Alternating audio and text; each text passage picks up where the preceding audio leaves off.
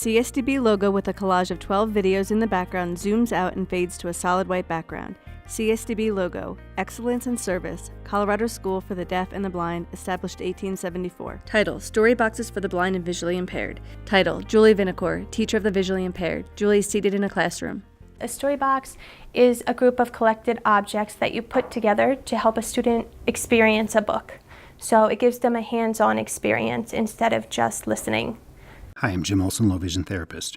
Words represent ideas and concepts. Without an understanding of the meaning of words, they are no more than sounds. While looking at a picture in a storybook may assist in concept development for learners who are sighted, learners who are blind require hands-on experience and exploration. Here are 3 photos of books and their associated storybox objects. When reading When You Give a Mouse a Cookie, include objects such as crayons, a mirror, tape, and napkins. Chicka Chicka Boom Boom might include braille, enlarged print, letters, and a tactile tree. Real fruit and a caterpillar puppet can be used with the Very Hungry Caterpillar. Story boxes provide an opportunity for learners who are blind to tactually explore items to assist in concept development and attach meaning to words while enjoying a book. Title, Sarah Noel, Teacher of the Visually Impaired. Sarah is seated in a library. When putting together a story box, gathering items from around the home, around the school, or purchasing inexpensive items for one of the discount stores is an easy way to have many different items available for that box. It takes more time to tactually explore and understand an object than it does to visually explore and understand. A learner using their sense of touch needs to thoroughly examine an item in order to understand it as a whole. Story boxes provide the opportunity to explore and explicitly discuss items and their functions.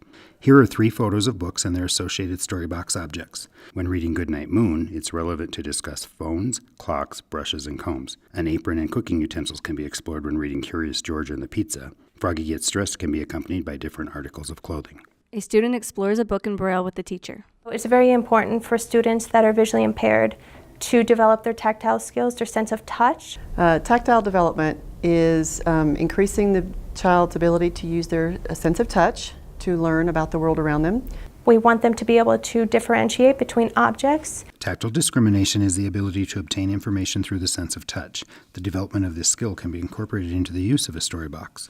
For instance, while reading the book The Longest Noodle, a student can explore items with similar characteristics such as a jump rope, string, ribbon, and a shoelace.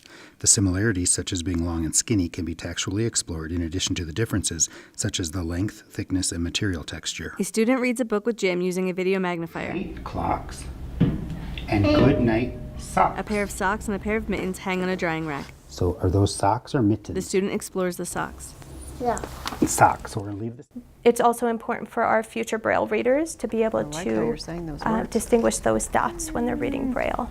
Close-ups. Students explore Braille books. Title, One-on-one setting. A student explores 2 analog clocks with Jim. Split screen. A student explores a bowl and then mittens using a video magnifier. A story box for a younger student might just be them exploring the objects and holding them for the first time. That may be a big deal for a student. What is that?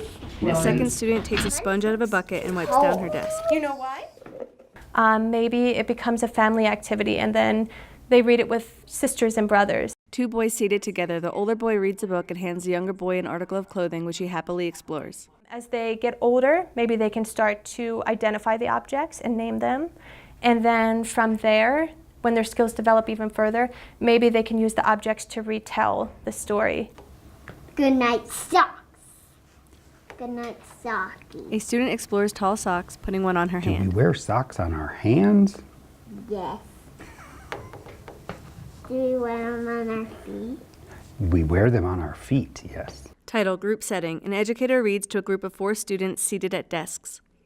If you give a mouse a cookie, he's going to ask for a glass of milk. Concrete experiences are required for concept development, which is why real items are preferred over line drawings or representations. For example, exploring a real car has more relevance than exploring a toy car. Here, Julie displays 3 different cups she plans to provide to students so they can personally experience and explore variations of the same item. Each student has 2 different cups. Students hold the small cup in the air. Students pretend to drink. Okay, go ahead and take a drink. Pretend you're drinking some milk. Okay. You can provide auditory support, so provide information about texture, size, or the function of the object, and even maybe include sound effects about what sound the object would make, or to have the student use the object in a functional way.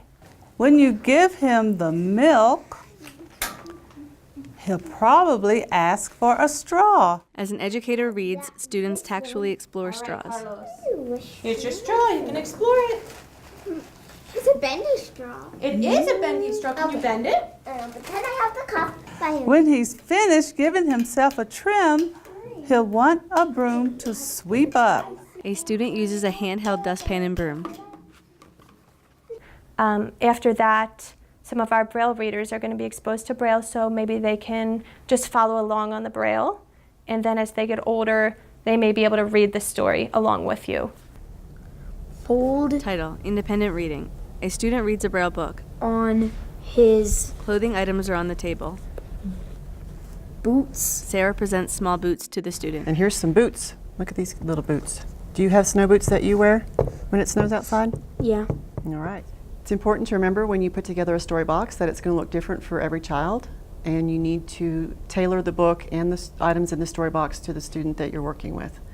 Might need to do just a piece of the story. You might only want 1 or 2 items for this child to explore at a time, or with a student that's a little bit more advanced, you might want to have the whole story box there and let them look through the whole thing at one time. Put on his hat. Sarah holds a hat for the student to explore. Zat, look at this funny hat I have. It has big floppy sides for the ears, and it's furry on the inside. Ooh, that's a comfortable hat. Do you want Tugged off his mittens. Can you find the mittens? They're on the table in front of you. The student feels items on table to locate mittens. I kind of spread them out in front of you, so see if you can find them. There they are. Thank you. Inside the story box. Title: Use with a video magnifier. A student reads a book with Jim using a video magnifier. The word brush is enlarged on the screen. The student brushes and combs her hair. The student points to words and pictures on the screen. Good night clocks and good night socks. Good night, Moo. So let's find the clocks in the picture. Where's the clock in this picture? And where's the socks in this The picture? student and Jim explore an analog clock with large print numbers. Where's the number 1? Where's the number 1 on the clock? And 2 and 3. Jim and is seated in 4. a classroom. So when you do a storybox activity, you might incorporate the use of a video magnifier because you can enlarge the text in the book and you can explore the details within the pictures and the images in the book and then tie them back to the objects that you're going to use to hand the student. Jim views a page from If You Give a Mouse a Cookie. So this is a desktop video magnifier, and we can compare the zoomed in illustration with a real crayon. The student and Jim continue to read using a video magnifier. Green room. A great green room. There was a telephone. There was a telephone. The student explores a rotary phone and a toy cell phone. In addition to concrete experiences, students require connected experiences. What color is the phone in the book? A tactual learner requires the opportunity to explore a variety of the same item to understand the variations that exist. Here, a student compares and contrasts 2 different types of phones. This assists in more accurate and complete concept development. Up here it says good night comb and good night brush. Jim presents a comb and a brush. Which one is the comb? Student selects the correct items. And which one is the brush? And what do you do with the brush? Can you spell the word comb for me? Here, what's it start with? It's also important to make the story box meaningful to that specific student or child that you're working with. This can be with a commercially produced book where you are using the items of that student's or that child's, or you can also make a book that's a daily routine in your life, like getting ready for bed, and you can use the actual items that you use in your home when you are getting ready for bed with your child. A child tactually explores a homemade book. Each page consists of a real object, the object name in print and braille, for soap, washcloth, toothbrush, and toothpaste. And of course, the most important part of reading a story box with a student or your child at home is to have fun, to get into it, to play and explore and encourage them to learn these concepts and develop their language and literacy skills for being a lifelong learner. A student reads a braille book. How Braille. about we read together? Okay. Froggy looked down. A student closes a book under the video magnifier. That's the end of the story. I like that story. Title: Story Boxes for the Blind and Visually Impaired. The CSDB logo appears on screen. Produced by CSDB. Learning, Thriving, Leading. 33 North Institute Street, Colorado Springs, Colorado 80903. 719-578-2100. www.csdb.org.